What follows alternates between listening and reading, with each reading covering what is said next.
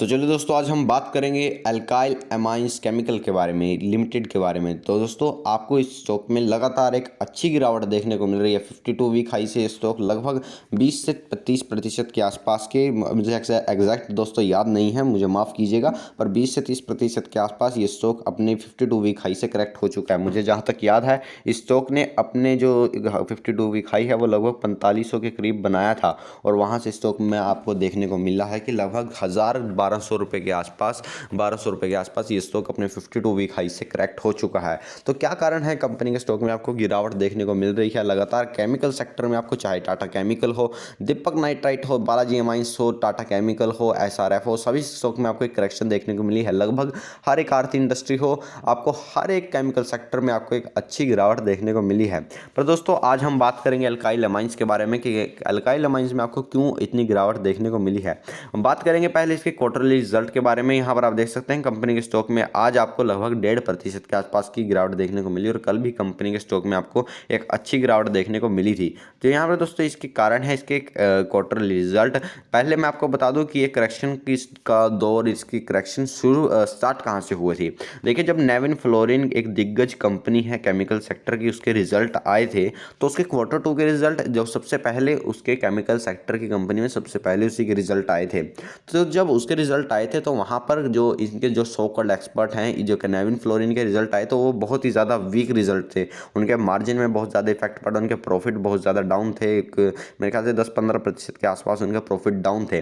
पर मैं आपको एक बात बोलना चाहूँगा कि जो इनके सो कॉल्ड एक्सपर्ट हैं, टीवी पर बैठे थे, उनका मानना यह था कि सारा ही केमिकल सेक्टर इस Q2 में जिस तरह से नेविन फ्लोरिन ने बेकार परफॉर्म किया है, तो सारा ही केमिकल सेक्टर एक बेकार परफॉर्मेंस दे सकता है। तो उसी से अगले दिन आपको दीपक नाइट्रेट हो, नेविन फ्लोरिन हो, टाटा केमिकल हो, टाटा एसआरएफ हो, नेविन फ्लोरिन, और आपको यहाँ अल्काइल एमाइंस, लक्ष्मी ऑर्गेनिक, सभी स्टॉक्स में आपको गिरावट देखने को मिली थी। क्योंकि मार्केट का ये मानना था, और मार्केट एक्सपर्ट्स का मानना ये था कि जिस तरह से नेविन फ्लोरिन के Q2 के रिजल्ट वीक आए हैं।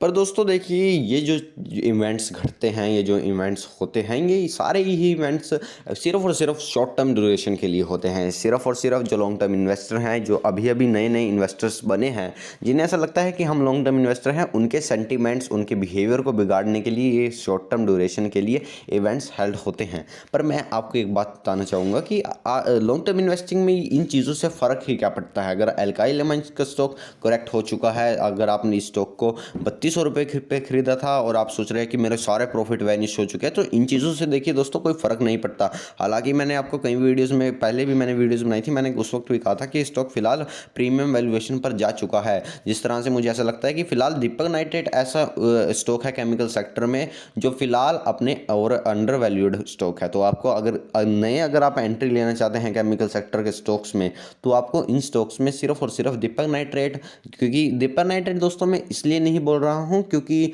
वो स्टॉक में आपको देखिए, स्टॉक में दीपक नाइट्रेट में भी आपको गिरावट देखने को मिल रही है, और मैं इसलिए नहीं आपको दीपक नाइट्रेट रिकमेंड कर रहा हूँ क्योंकि स्टॉक में मैंने इन्वेस्ट किया हुआ है। मैंने भी देखिए अल्काइल माइंस में भी मैंने इन्वेस्ट किया हुआ है। मैं इसलिए आपको बताना चाहता हूँ दीपक नाइट्रेट, ताकि आप अपने, क्योंकि देखिए केमिकल सेक्टर में जो दिग्गज कंपनी है, जो मेरी शॉर्ट लिस्टेड कंपनी है, उसमें सबसे ऊपर दीपक नाइट्रेट आती है। तो अल्काइल माइंस भी देखिए अच्छी है, पर फिलहाल मुझे ऐसा लगता है अगर थोड़ी और मुझे करेक्शन देखने को मिले तब हम इस स्टॉक में एक नई एंट्री लेने स्टार्ट करेंगे। पर फिलहाल इस स्टॉक में आप हल्के फुल्के एंट्री ले सकते हैं अगर आपने स्टॉक ने एंट्री लेने अब तक नहीं ली थी। अगर आपने स्टॉक को ऊपर के स्तरों पर बाय किया तो कोई घबराने की आवश्यकता नहीं है। अगर कंपनी के आने वाले वक्त में प्रॉफिट बढ़ेंगे तो आपको कंपनी की जो सेल्स हैं उसमें भी बढ़ोतरी देखने को मिलेगी। एक आध क्वार्टर अगर गंदा जाता है तो एक अपॉर्चुनिटी बन सकती है एक अच्छी कंपनी को खरीदने के लिए। तो दोस्तों, यहाँ पर आप देख सकते हैं जो कंपनी की सेल्स हैं, जो मार्च 2021 के क्वार्टर में, मतलब Q4 में कंपनी की जो सेल्स थी वो 382 करोड़ के आसपास थी। तो जून में सेल 392 करोड़ के आसपास हुई, और अब ये सेल्स घटकर लगभग 350 करोड़ के आसपास आ चुकी है। कंपनी की अदर इनकम की बात करें जो 1 करोड़ के आसपास थी, फिर 2 करोड़, फिर 4 करोड़ के आसपास हुई है। कंपनी के अगर एक्सपेंसेस की बात करें तो कंपनी के Q1 2020 में देखिए दोस्तों, जो ये वाला कॉलम है ये Q1 का है, क्योंकि मैं हर बार ये चीज़ नहीं बोलूँगा। और जो ये क्वार्टर और ये जो कॉलम है ये Q1 FY22 का है, और ये कॉलम Q2 का है जो सितंबर में हाल ही में कंपनी के रिजल्ट आए हैं। तो यहाँ पर आप देख सकते हैं कंपनी के जो खर्चे 250 करोड़ के थे, वो अब घटकर जो अब बढ़कर 273 करोड़ के आसपास हो चुके हैं। बल्कि क्वार्टर में ये लगभग 281 करोड़ के आसपास, 281 करोड़ के आसपास के पास स्टैंड करते हैं। अगर कंपनी के ऑपरेटिंग प्रॉफिट की बात करें, जो 135 करोड़ के आसपास था, वो अब घटकर लगभग 80 करोड़ के आसपास आ चुका है। अगर कंपनी के ऑपरेटिंग प्रॉफिट मार्जिन की बात करें तो लगभग 35% से घटकर अब ये 23% के आसपास आ चुके हैं, जो कि एक बहुत बड़ा नेगेटिव पॉइंट यहाँ पर माना जा सकता है, जो कि Q1 में FY22 के 29% के आसपास थे। कंपनी के अगर प्रॉफिट बिफोर टैक्स की बात करें तो कंपनी का प्रॉफिट बिफोर टैक्स 126 करोड़ से घटकर लगभग 71 करोड़ रुपीज़ के पास आ चुका है। देखिए, जब ये 104 करोड़ के आसपास आया था तभी मुझे ऐसा लगता था कि कंपनी में अब डाउनवर्ड डायरेक्शन शुरू हो चुकी है, पर फिलहाल उस वक्त फोमो जारी था, यूफोरिया जारी था, तो स्टॉक में आपको अच्छी तेजी देखने को मिली थी। कंपनी के नेट प्रॉफिट की बात करें तो कंपनी का नेट प्रॉफिट 93 करोड़ से घटकर अब 54 करोड़ के आसपास आ चुका है। तो ओवरऑल देखा जाए तो कंपनी ने लगातार 2 क्वार्टर से एक बेकार परफॉर्म किया है। कंपनी में आने वाले वक्त में आपको यहाँ से भी एक गिरावट शायद देखने को मिल सकती है।